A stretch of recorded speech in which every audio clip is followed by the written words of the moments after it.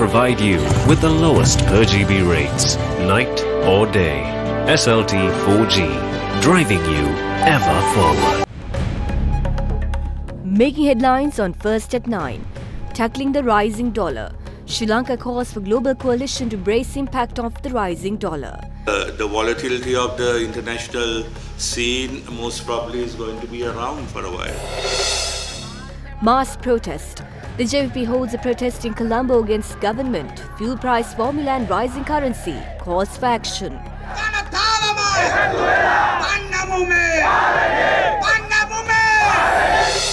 Prepare the pitch. Chairman of Election Commission calls on all political parties to create legal background to hold provincial council polls without further delay. Investing in society.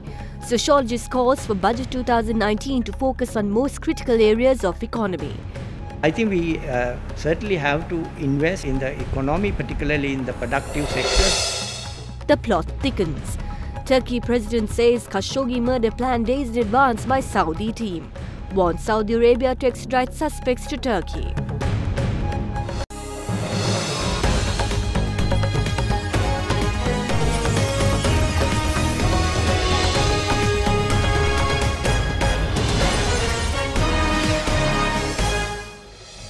A very good evening and welcome to First at 9, another Derana 24/7 Sri Lanka's news channel. I'm Katharina Chang. Now on to your top story tonight.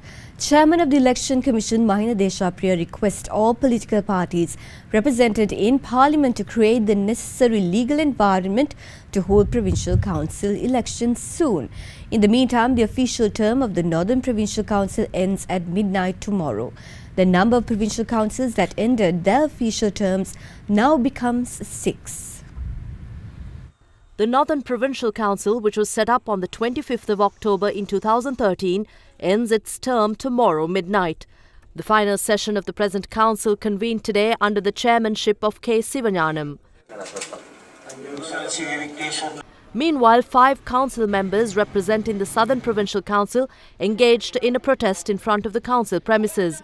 They demanded not to postpone elections in the province when its term ends on the 10th of April next year. By tomorrow, the number of provincial councils which have completed their official terms becomes 6. The term of the North Western Provincial Council ended on the 10th of this month, and the Central Provincial Council completed its term on the 8th of this month. Provincial councils of the North Central, Eastern and Sabragamur completed their terms during September last year. The Southern Provincial Council is due to end its term on the 10th of April next year, and Western Provincial Council ends its term on the 21st of the same month. Meanwhile, the Uva Provincial Council will end its official term on the 8th of September next year. Chairman of the Election Commission Mahinda Deshapriya meanwhile commented on the delay in holding provincial council polls. October 25 වෙනිදා වෙනකොට පළාත් සභා 6ක පාලනය ගරු ආණ්ඩුකාරවරුන්ගේ රජයේ නිලධාරීන්ගේ පාලනයට නතු වෙනවා. මේන් 3කට නිල කාලය මහජන නියෝජිතයන්ගේ ඉවර වෙලා අවුරුද්දකටත් වඩා වැඩි. ඉතින් අපි කමිෂන් සභාවේ මතය තමයි නිලධාරී පාලනයෙන් මහජන නියෝජිත ආයතන පාලනය කිරීම ඒකාධිපති පාලනයක්ම තමයි කියලා. ඒක නිසා අපි පාර්ලිමේන්තුව නියෝජනය කරන සියලුම දේශපාලන පක්ෂවලින් ඉල්ලා සිටිනවා මේ නෛතික තත්ත්වය ඇති කරලා දෙන්න කියලා පළාත් සභා ඡන්ද විමසීම කඩිනමින් පැවැත්වීමට. The Janata Vimukti Peramana today held a mass protest in Colombo against the government, themed public's protest against the government that burdens the people. Addressing the gathering, leader of the JVP, Anukumara Dissanayaka, called on the public to come together in toppling the government. The protest march organised by the Janata Vimukti Peramuna commenced at 3 this afternoon against the government's decision to increase fuel and commodity prices, raise taxes and fines along with its lack of action against those who are responsible for corruption. The main protest convened at the Fort Railway Station.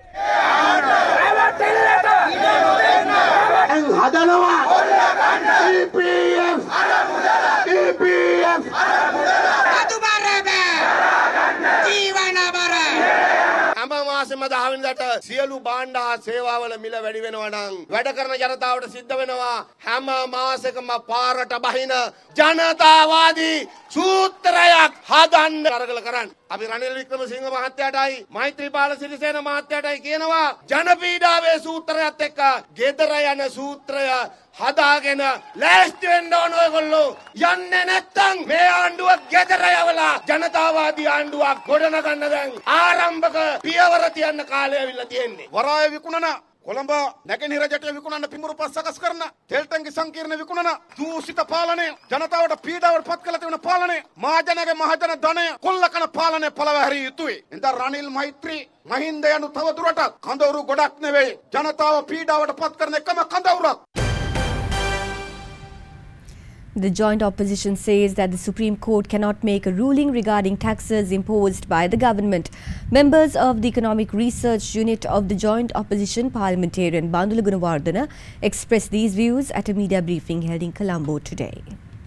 මේ නරක තත්වයේ තුල ඊටාම විශාල ලෙස විදේශ විනිමය කළු කඩේ සක්‍රිය වෙලා තියෙනවා කිය. වැඩිම විදේශ විනිමය ගණදෙනු ප්‍රමාණයක් ශ්‍රී ලංකාව තුල කරන්නේ ලංකා බැංකුව, මහජන බැංකුව. මේ බැංකු දෙකේම ජනාධිපතිතුමා කියලා ඊයේ තමයි යන්තම් සභාපති නියන්පත් කළේ. කිසි ලෙසකින්වත් ඩොලරය 200 දක්වා ගමන් නොකොට වළක්වා ගැනීමේ දැඩි අවශ්‍යතාවයක් අපිට තියෙනවා. මොකද අපි ආණ්ඩුව අරන් මේ රට කරන්න ඕනේනේ. මෛත්‍රීපාල සිරිසේන ජනාධිපතිතුමා කිව්වා එතුමා එක්සත් ජාතික පක්ෂය සමග සම්මුතියකට එළඹිච්ච අවස්ථාවේදී එතුමා තුළ දැඩි විශ්වාසයක් තිබුණා කියලා ඒ විදිය නිර්මල පිරිසිදු පක්ෂයක් සමගයි කියලා එතුමා මේ සම්මුතියට එළඹෙන්නේ. එතුමා දැන් ඒ මතයේ සම්පූර්ණයෙන් ඈත් වෙලා තියෙනවා. ඉතින් දැන් ඒක නම් තත්වයේ කොහොමද ආර්ථික ප්‍රතිපත්තිය පිළිබඳ මූලික එකඟතාවයකට එන්නේ? එතකොට ඔබතුමාලා කාලේ ශ්‍රේෂ්ඨාධිකරණ තීන්දුවක් ලබා දීලා තිබුණා ඉන්ධන මිල අඩු කරන්න කියලා. ඇයි ඔබතුමාලා ඒක කරේ නැත්තේ? ශ්‍රේෂ්ඨාධිකරණයට බෑ රජයේ බදු වෙනස් කරන්න කියලා තීන්දුව කරන්න. එහෙනම් මේ රජයට පුළුවන් හෙට මේ අය කරන බද්ද අඩු කරන්න. Minister of Finance and Mass Media Mangla Samaraveera says that Sri Lanka hopes to hold a summit with G24 nations in order to create a coalition of the willing to help stabilize free-falling emerging market currencies around the globe as the rupee slumped to fresh lows. He expressed these views at the launch of the 1925 hotline for the public to obtain information and raise concerns related to the Enterprise Sri Lanka program.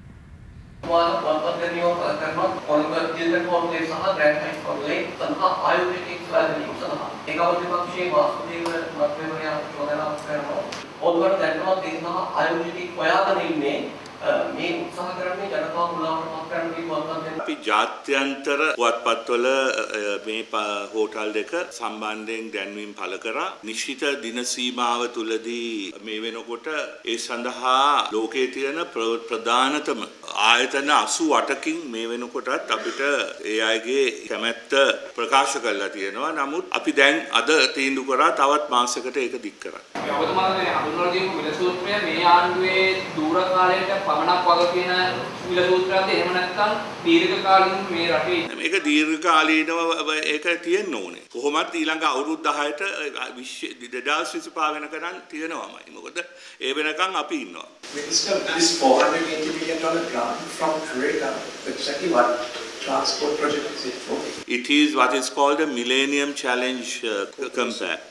The Sri Lanka was chosen for this compact way back in 2003. We again revived this in 2015. Now the Secretary, Treasury and others were in Washington 2 weeks ago to finalize, and I am going there in December to sign the agreement. It's one of the largest grants Sri Lanka is getting ever from the United States or for anywhere else for that matter. Mr. You are using fiscal policy. Why are you reluctant to use monetary policy also to control this?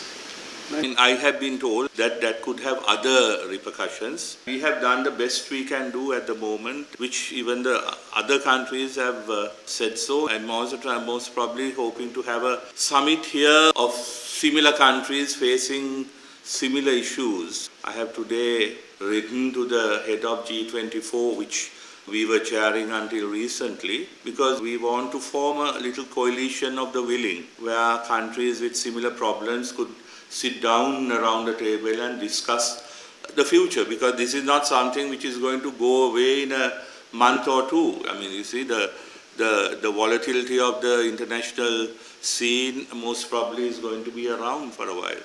So we also have to look at ways and means of facing the challenges together. Alleged involvement of India's intelligence agency Research and Analysis Wing or RAW in an attempt to assassinate the plot on Sri Lanka's president, as reported recently, was the topic of discussion at political arena today as well. ඔබතුමා දැන් ප්‍රසන්නන් කරා මේ රෝත්තු සේවය සම්බන්ධයෙන් අමතවරු 4 දෙනෙක් තෝරා හොයාගෙන ඉන්නේ කියලා දැන් කවුද ඉන්නේ? ඉන්දියානු මාධ්‍යවේදීන් එක්ක කතා කරන රටවල් අතර කුමන්ත්‍රණ ඇති කරන කණ්ඩායම් පිළිබඳව ඔබට වැටහීමක් ඇති වෙයි. ඉස්සරහට එළිදට ආවේ. අනාධිපතිතුමා නේ මේ වයින් ප්‍රශ්න ඇති වෙන්නේ රටට. රටවල් එක්ක තරහ කරන එක හොඳ නැහැ. ජාතික ආරක්ෂාව සම්බන්ධව ජාත්‍යන්තර සම්බන්ධතා පිළිබඳව කටයුතු කිරීමේදී වගකීමෙන් කටයුතු කරන්න අවශ්‍යයි. දැන් ජනාධිපතිවරයාගේ වගකීම මේ 4 දෙනා කණෙන් අල්ලලා එළියට දාන එක. එහෙම නැත්නම් රෝත්තුකරුවන් කැබිනට් මණ්ඩලයක තියාගෙන රටක් හදන්න බෑ. අපිට කියන්න ඕනේ ඇමතුරු 4 දෙනා කවුද? චම්පික රණවකද? රාජිත සේනාරත්නද? මංගල සමරවීරද? රටේ මිනිස්සුන්ට දැනගන්න අවශ්‍යයි. හින්දු මාධ්‍යවේදිනිය කියලා තිබුණා ඇමතිවරු 4 දෙනෙක් එතුමියට කතා කරා කියලා. එතකොට එතුමියට කතා කරපු 4 දෙනා රෝ එකත් එක්ක සම්බන්ධයි කියනවා නම් එහෙනම් නොකිය කියන්නේ මාධ්‍යවේදිනිය රෝ මාධ්‍යවේදිනියක් කියලා තමයි එහෙමනම් කියන්න වෙන්නේ. මම නම් ඒව පිළිගන්නේ නැහැ. රෝ කියන සංවිධානය කියන එකත් අපේ බුද්ධ්‍යංශ වගේ නෙවෙයි, ඊටත් වඩා හුඟක් වෘත්තීමය අංශයෙන් ඉතා ඉහළ මට්ටමක තියෙන ආයතනයක්. Government Medical Officers Association requests President Maithripala Sirisena to declare the government's mechanism to retain professionals within the country. Secretary to the GMOA, Dr. Haritaludge, made this remark addressing a media briefing in Colombo to speak about the crisis situation at the medical faculty of the Rajarata University today. Representations has been made to the GMO Executive Committee by the Rajarata Medical Faculty Teachers Union regarding the current crisis situation because of the withholding of the allowance which was paid to the Rajarata Medical Faculty staff by the university authorities without having any discussions, and therefore they have decided that they are withdrawing from the administrative post of the medical faculty, and therefore the GMO observes that the examinations in all the departments of the medical faculty of the Rajarata is going to be postponed. Therefore this will be creating a crisis situation in the medical education in the country as a whole, and we are expecting that His Excellency the President will involve in having a suitable alternative proposals to declare the mechanism to retain the professionals within the country, so that the peripheral stations will be filled with the capable people who can educate the medical students with a proper knowledge. We have already discussed the issue with the Higher Education Minister over the phone, and he has promised that he will intervene into the situation and hope that we can get a fair solution on the part of this Rajarata Medical Faculty crisis situation. The National Building Research Organisation has issued landslide warnings to several locations across the island owing to the inclement weather. Speaking to First at 9, Acting Director of Landslide Research and Risk Management Division at the National Building Research Organisation, Dr. Gamini Jayatissa said Level 1 warning has been issued for the Matale district. Meanwhile, other Derana received reports of earth slips in Talawakale and Habarana areas yesterday. Inclement weather experienced in Noor earlier last night led to an earth slip in Talawakale.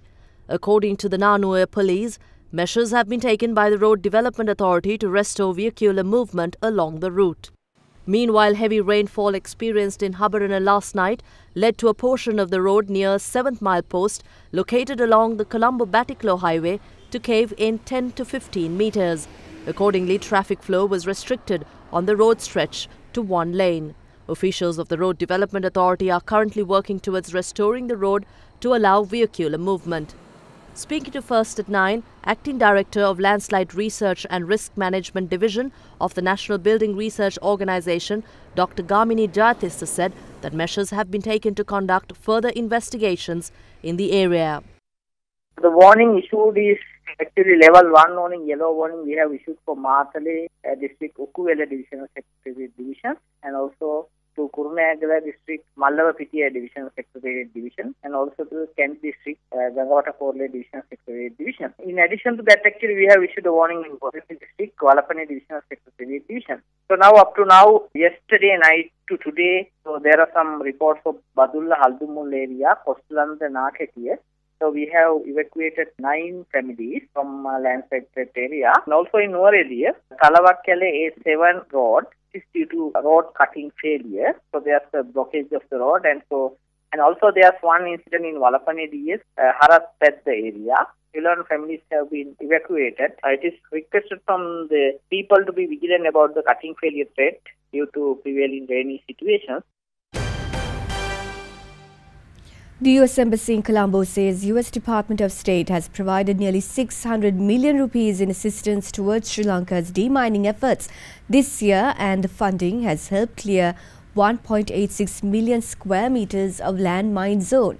The embassy said US funding assisted in the safe removal of nearly 9,500 landmines and unexploded ordnance, as well as some 8,600 items of small arms ammunition during this year. In a statement issued in line with the recent visit of a delegation from the US State Department Office of Weapons Removal and Abatement to observe US-funded demining activities, the embassy held progress made in Sri Lanka so far. The visiting group had met with the Ministry of Resettlement, the National Mine Action Centre and the Sri Lanka Army's Engineering Brigade and travelled to Jaffna, Kilinochchi, Vaunia and Mannar to review mine clearance operations. Commenting on Sri Lanka's goal of becoming mine impact-free by 2020, chargé d'affaires of the US Embassy in Colombo, Robert Hilton, said the United States was proud to support Sri Lanka's National Mine Action Strategy, adding that landmine removal directly supports peace and reconciliation in the island nation. The US Embassy's statement went on to say that the United States has provided more than 9.5 billion rupees since 2002 to clear explosive hazards in Sri Lanka. Meanwhile, former US Ambassador to Nepal, Elena B. Teplitz, was sworn in as the incoming US Ambassador to Sri Lanka and Maldives. The US State Department said in a tweet that Elena Teplitz took an oath administered by US Undersecretary David Hale. Her nomination as the next US Ambassador to Sri Lanka and Maldives was confirmed by the US Senate in September. Teplitz, a career member of the Senior Foreign Service, replaces Atul Keshap as the ambassador in Sri Lanka.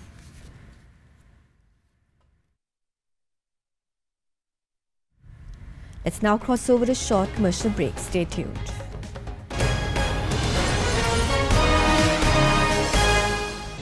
You are watching Sri Lanka's award-winning news channel, Derana 24/7.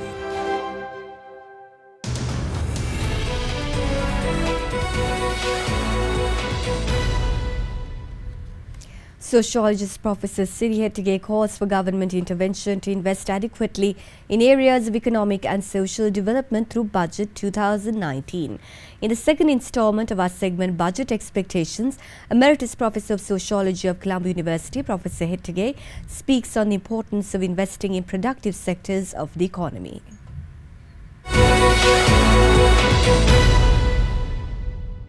It's very well known that government budgets have to be prepared under very serious constraints. We are a country which is highly indebted. These debts have to be serviced. That is a major constraint when it comes to allocating public funds. Our long-term commitment to defense expenditure. When you look at the more recent government budgets, defense has been the largest item. We are in a country where there is a very large public sector. Given these constraints, we have a situation where government is not in a position to allocate enough funds for very, very critical areas that matter. If you take the areas that put a lot of pressure on the people, public investments can relieve that pressure if you improve those services. We can allocate more funds for education, health, transport, social protection and also housing.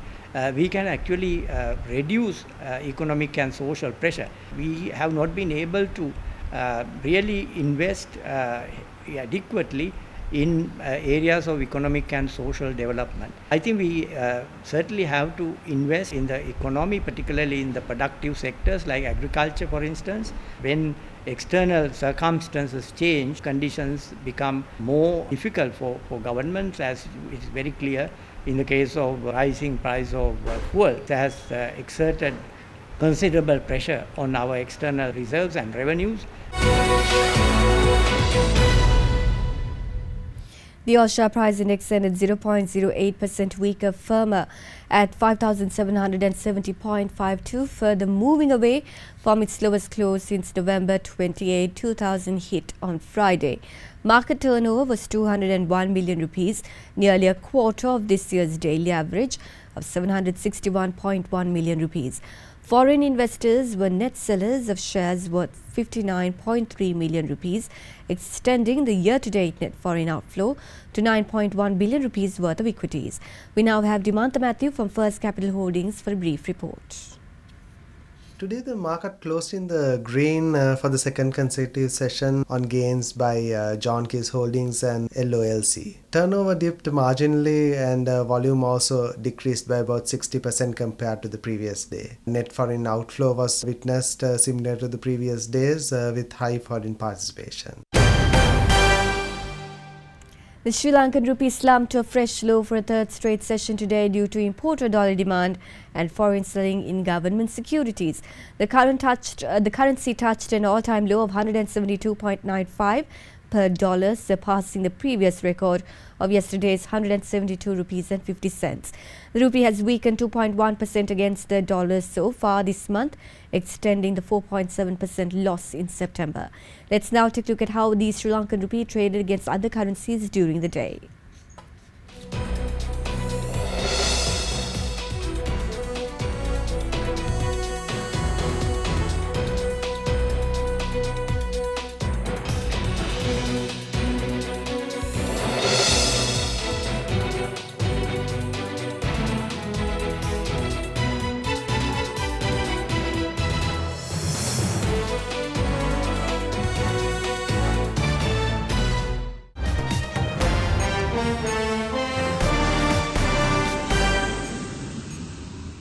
The killing of journalist Jamal Khashoggi was planned days in advance, the Turkish president said in an address to MPs from his ruling party in Ankara, the Turkish capital.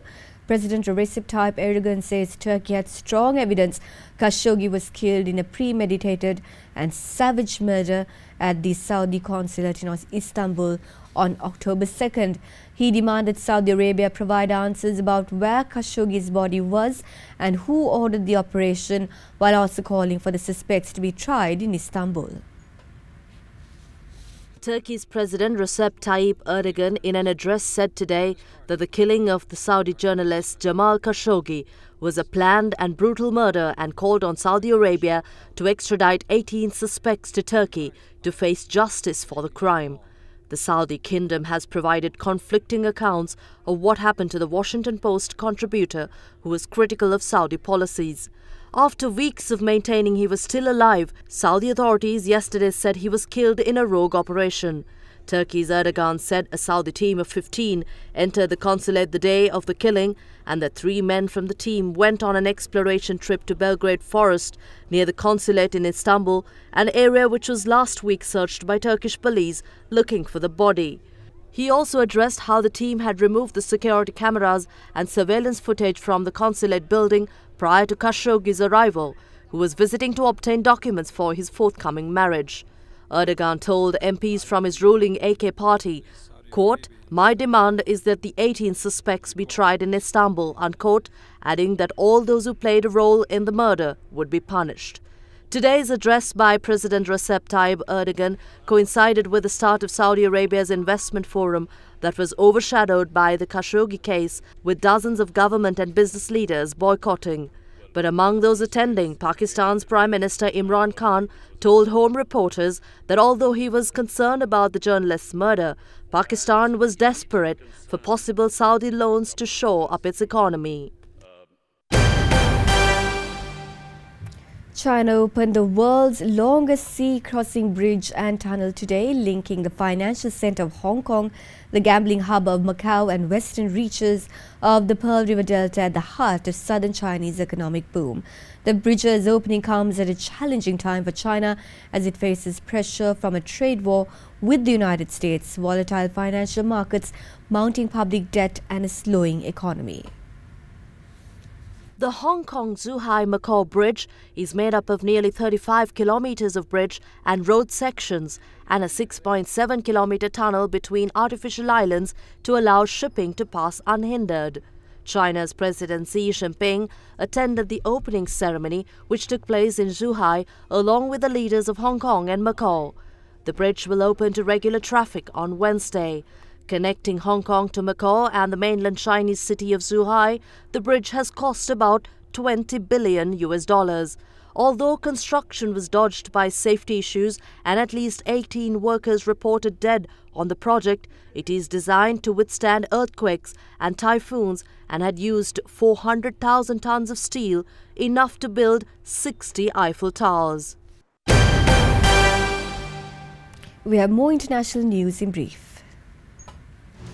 Vietnam's National Assembly elected ruling Communist Party General Secretary Nguyen Phu Trong, the architect of an ongoing crackdown on corruption, as the country's new president. The party had unanimously nominated the 74-year-old as the only candidate for the position earlier this month, and Trong became the first Vietnamese leader to hold the two titles since founding president and revolutionary Ho Chi Minh. Some 11 children have been transferred to Australia from the Nauru Detention Centre to receive medical treatment, the latest to be moved amid a mental health crisis on the island, which has long been plagued by allegations of human rights abuses. The tiny Pacific island nation is the site of a controversial Australian processing centre for asylum seekers. The United States sent 2 warships through the Taiwan Strait yesterday in the second such operation this year, as the US military increases frequency of transits through the strategic waterway despite opposition from China.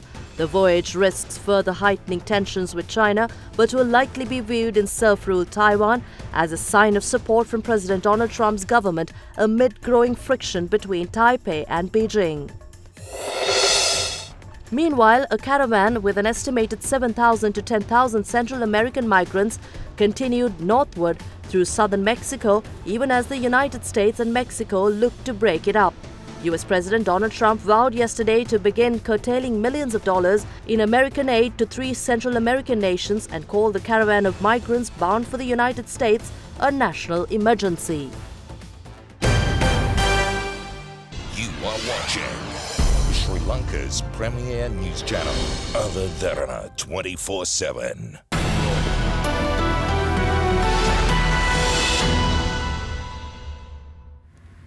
Looking at your weather forecast for the next 24 hours now, your temperatures are to vary between 20 northern and eastern provinces. Lowest temperature can cause be to 2 degrees Celsius, with the highest temperature expected in certain districts of the northern and eastern provinces. Lower temperatures can be expected in the central hills. Showers and thundershowers also can forecast in all districts of the island during the next 24 hours.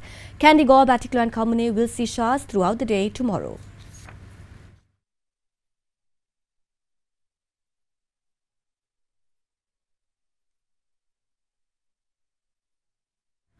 That's all on First at Night for tonight, and before we go, we'd like to send you with some good news. Adventures experts at Lonely Planet have revealed the best travel destination for 2019, and it's Sri Lanka that takes the coveted crown for top country. Better transport links, new hotels and a growing number of activities were cited as the reason Sri Lanka was chosen for the top spot in the Guidebooks Publishers' annual Best in Travel Awards. The Best in Travel 2019 book by The Lonely Planet says that Sri Lanka ranked first, leaving behind a number of tourism attractive countries like Germany, Zimbabwe, Panama and Indonesia. Sri Lanka, says Lonely Planet, is decidedly having its moment in the equatorial sun and change is coming swiftly. Author Ethan Gelber says, quote, already notable to intrepid travelers for its mix of religions and cultures, its timeless temples, its rich and accessible wildlife, its growing surf scene and its people would defy all odds by their welcome and friendliness. After decades of civil conflict, this is a country revived, unquote. Beautiful beaches of the country, the ancient sacred sites in Anuradhapura, the candy city where the temple of Tooth Relic is protected, the golf fort which bears historical values, national parks that provide varied experiences have been mentioned as the unmissable places to visit. The magazine also says that unmissable experiences include wildlife such as the 300-strong elephant gathering at the Minneria National Park, 1,000-year-old Buddhist monuments and hiking and train travel through the hill country's tea plantations. It also highlights the surfing facilities at the eastern beaches, newly introduced jungle hiking and free attractions such as colourful rituals at religious sites. Bringing you the news and information 24 hours a day. This is Sri Lanka's premier news channel, Other Derana 24/7.